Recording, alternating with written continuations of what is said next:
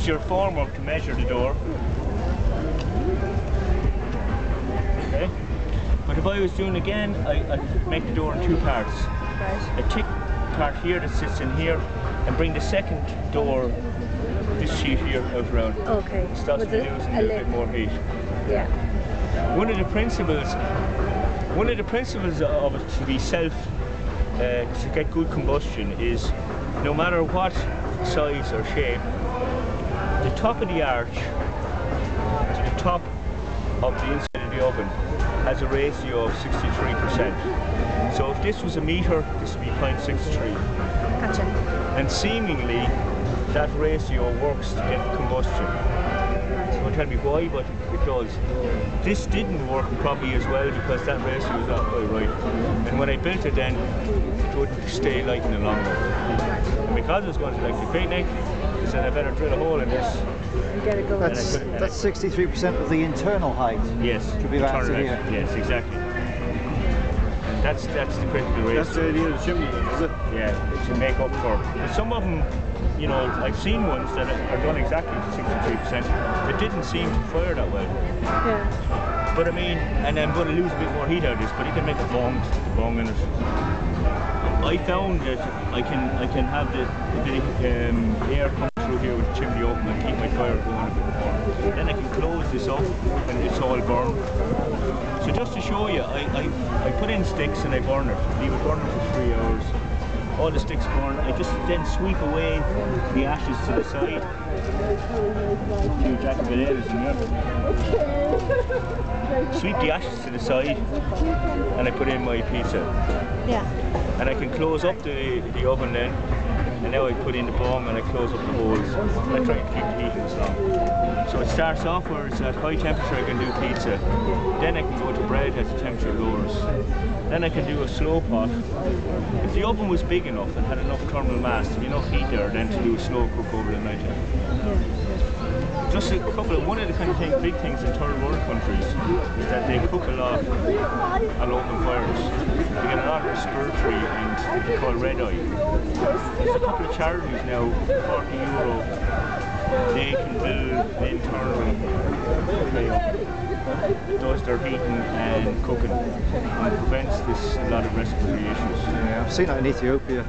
They just need to set a bellows really. It's down to the women to get down on their hands and knees.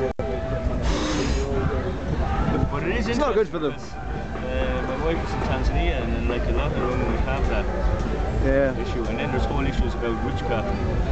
You've got red eye. You can be taken out now and I take your land. Because you're a witch with red eye. It's mad stuff like that. So can you see pretty much what we have, the two layers. We have one layer then where we just get the sand and clay, like the plaster I use for the bricks, and I put my final coat on that. If you leave that for about a day and I put a plastic bag on my hand, I can polish it. Yeah. Without hurting my hand, and it draws the clay to the top. Yeah. Now I get a lovely smooth surface. This is pitted because it got wet. Yeah. So I take this now and I can put a clay paint on it. And the clay paint is breathable and I found it does last in the weather. Yeah. If you drive in rain in this, it's going to just fall apart. Right. So you can put a hood on it, you put a bicycle cover over it. Oh, perfect. Barbecue cover. But people do nice arches and you can see electric picnic's full of it. You can get a nice willow cage bend out over it. And that's kind of it. I'll show you just a couple of these are all clays from Ireland, you know. But a lot of green building are really nice clays now that we import. Terrafino is a maker of clay. And how much is the clay by the ton? This to buy fire. The problem with clay is it's very heavy to transport. So it's really only just the cost of moving it. Yeah. But you have to get a trailer and you have to dig it up. I can't go down to B&Q and say, give me 2 tons of clay. You know, you don't sell it like. You don't buy potter's clay. You don't buy potter's clay. You could, but too expensive. Yeah. 25 kilo bags. Now, if you knew someone had a pottery, they could give you some of the old stuff. You know, just break it up again. That's the thing. Once you break it up, it's not fired. It lasts forever. You know. Grind it down. Yeah. Once it wasn't fired. That's all. Grass. And Under underneath the that, top. Underneath the grass. you dig a foot there, it's going to be clay. If it's all stone, you won't be, right? You try and get a clay source that doesn't have loads of stones. You try and look for a building site that's been dug up already. When you use a shovel and you chisel in, if you get a shine on it, you'll see that's what happens. It's like it's so marly, it's so shiny that you'll see. And the main thing then is you just bring it back and break it up. And once you break it up, you can bag it and keep it. So I'm just going to show you a ball clay. But you were just saying, because I live here, and so once it hasn't been fired. Yeah, you can get some clay. Yeah. And it will definitely make up all this for you. Where you just make it into a runny barley mix and then throw in your hemp or your thing, and now you have your insulated. Your cob, I think you'd be better off just to dig some out. You're going to use an awful lot of clay. Yeah. Do you know what I mean? So you'd be better off to use pottery clay for pottery, you know. Yeah. Oh yeah, no, of course, yeah. Now just a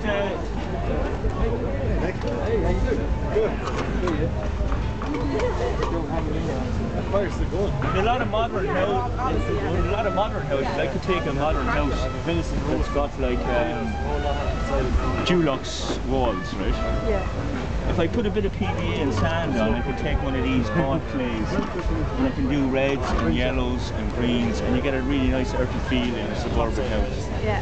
Ecologically, is it anything fantastic? There's a bit of benefit in it, in that like I don't have to keep repainting it.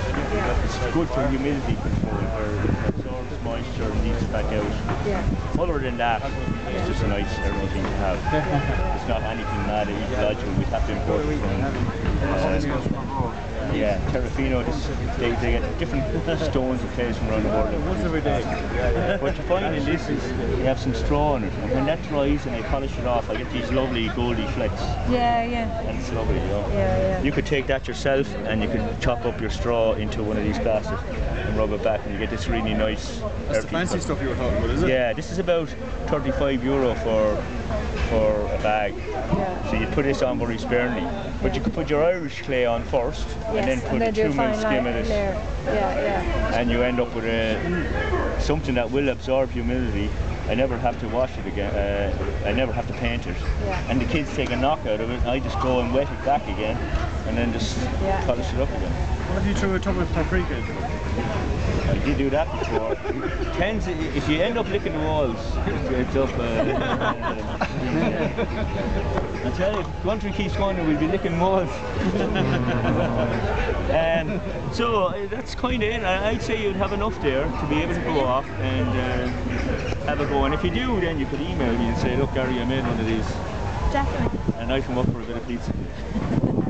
Thanks a million. That was well great. done. Thanks very much. Thanks. Thanks. All right. Bye. Thanks a million.